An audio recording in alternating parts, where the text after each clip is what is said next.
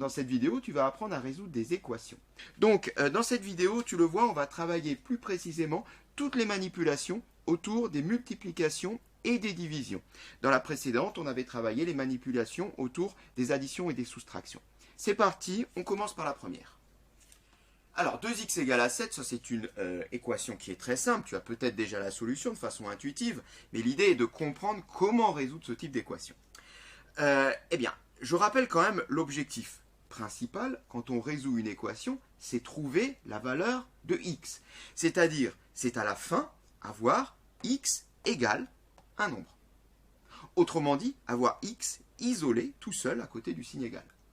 Et ceci, ça doit être tout le temps, ça doit être quelque chose que tu dois avoir tout le temps en tête. Ici, je n'ai pas x tout seul à côté du signe égal. J'ai 2x à côté du signe égal. Alors, pour avoir x, il faudrait pouvoir se débarrasser de ce 2. Comment faire? Eh bien, entre le 2 et le x, ici, j'ai une multiplication. C'est un produit. C'est 2 fois x. Comment se débarrasser d'un produit? Comment se débarrasser d'une multiplication? Comment faire le chemin inverse d'une multiplication? Bon, tu as la réponse, c'est évidemment faire une division. C'est-à-dire que si derrière ça, je redivise par 2, eh bien, j'efface la multiplication par 2, donc je pourrais me débarrasser de mon 2. Donc il faudrait ici diviser par 2. Mais diviser par 2, là, gratuitement, ça ne se fait pas. Alors, revenons très rapidement au principe des équations.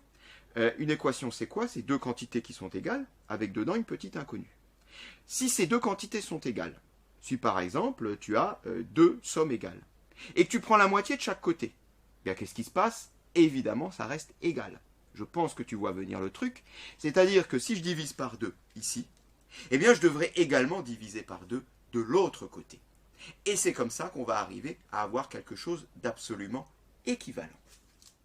Voilà, donc je l'ai affiché à côté, je vais diviser chaque membre par 2. Celui de gauche, celui de droite. Commençons par celui de gauche, et comme prévu, si je divise 2x par 2, eh bien, il me reste évidemment x. La multiplication est effacée par la division. Qu'est-ce qui se passe à droite? Eh bien, à droite, je suis amené à diviser par 2. Donc, je vais faire 7 divisé par 2. À la différence que je ne vais pas écrire divisé par 2, mais je vais écrire quelque chose d'absolument équivalent sur 2. Oui, bon, en quatrième, on préfère quand même avoir une écriture fractionnaire. Ça peut être utile si on cherche une valeur exacte. On le verra dans d'autres exemples. Donc, par prudence, on va garder l'écriture fractionnaire.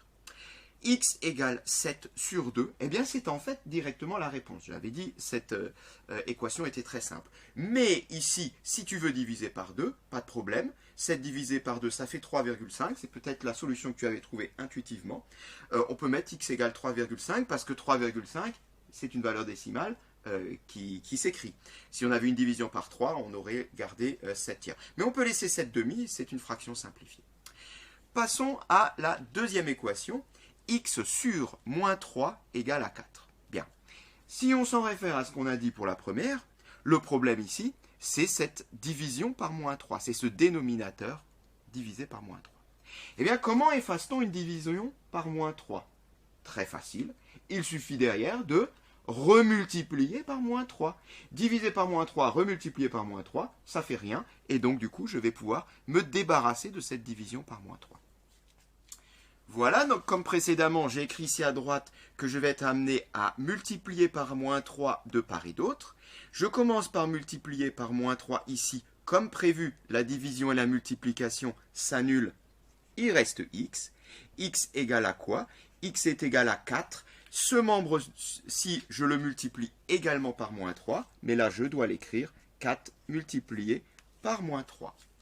X égale à 4 multiplié par moins 3, à ce niveau-là, on peut dire qu'on a gagné, on a trouvé x, il suffit d'effectuer le calcul, eh bien x est égal à, plus par moins, ça fait moins, règle des signes, 4 fois 3, 12. X égale à moins 12, solution de ma deuxième équation. On peut passer à la troisième équation. Alors, la dernière peut paraître un petit peu plus compliquée, mais en gros, elle fait que combiner les deux précédentes. On va un tout petit peu plus détailler pour la dernière pour bien comprendre comment on arrive à se débarrasser de ce 7 neuvième, puisque tu as compris maintenant que pour résoudre l'équation, il faut trouver x. Pour trouver x, il faut isoler x. Pour isoler x, il faut se débarrasser de ce 7 sur 9. Eh bien, pour se débarrasser de ce 7 sur 9, il suffit de le multiplier par son inverse. Pourquoi multiplier par son inverse? Alors déjà, qu'est-ce que c'est que l'inverse de 7 neuvième? Alors ce que je vais faire, j'ai un petit peu devancé les choses, mais pour que tu comprennes bien, je vais déjà écrire que je vais être amené à multiplier par son inverse. Voilà qui est fait, et par la même occasion, tu as la réponse. Qu'est-ce que c'est que l'inverse de 7 neuvième? Eh bien, c'est 9 septièmes. Pourquoi? C'est très simple. L'inverse d'une fraction, il suffit d'inverser la place du numérateur et du dénominateur. Et pourquoi ce choix? Eh bien, parce qu'en multipliant par 7 neuvième le membre de gauche, je vais du coup avoir un 7 en haut et un 7 en bas, qui s'éliminent. Je vais avoir un 9 en haut et un 9 en bas, qui s'éliminent. Du coup, tout va s'éliminer. Qu'est-ce qui va me rester? X, ça tombe bien, je veux isoler X. Alors on va l'écrire cette fois-ci. Dans la pratique, tu n'es pas obligé d'écrire, mais on va l'écrire pour bien le comprendre. Alors, je vais mettre le 9 septième devant, ça sera plus simple pour les éliminer. Voilà, 7 neuvième de X égale à moins 2 multiplié par 9 septième. Voilà, donc tu vois, j'ai multiplié par 9 septième à gauche et à droite du signe égal. Et comme prévu, qu'est-ce qui se passe? Eh bien là, j'ai une multiplication par 7 et là une division par 7. Ça s'élimine. Pour 9, eh bien pareil, j'ai une multiplication par 9 et une division par 9. Ça s'élimine également. Et on remarque qu'en réalité, ceci, ça combine les deux autres questions. Dans le premier, on avait été amené à diviser par 2. Là, on divise par 7 pour se débarrasser du 7 d'en haut. Dans le deuxième, on avait été amené à multiplier par moins 3. Cette fois-ci, on multiplie par 9 pour se débarrasser du 9 d'en bas. Voilà. En tous les cas, multiplier par l'inverse, ça permet de se débarrasser d'une fraction. C'est la règle qu'il faut retenir. On en a fini.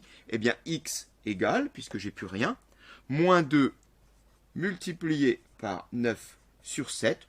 On peut l'effectuer, ceci, x égale. Alors, moins 2 fois 9, ça fait moins 18 sur 7. X égale moins 18 septième est la solution de la troisième équation et cette séquence est terminée.